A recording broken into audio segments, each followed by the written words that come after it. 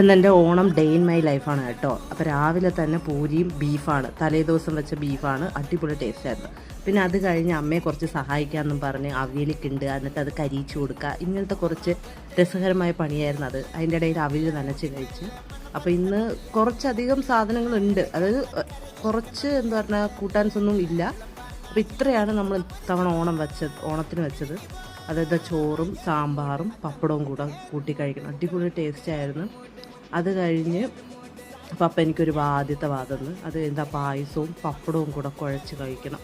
ഇതും നല്ല കോമ്പിനേഷൻ കേട്ടോ. ഇതിൻ്റെ കൂടെ പഴം കൂടെ ആയ അടിപൊളി.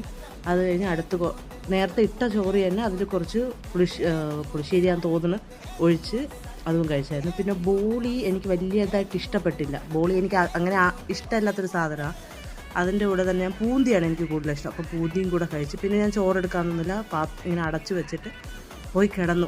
സദ്യ കഴിച്ചാൽ കിടന്ന് ഉറങ്ങണം, അത് നിർബന്ധം.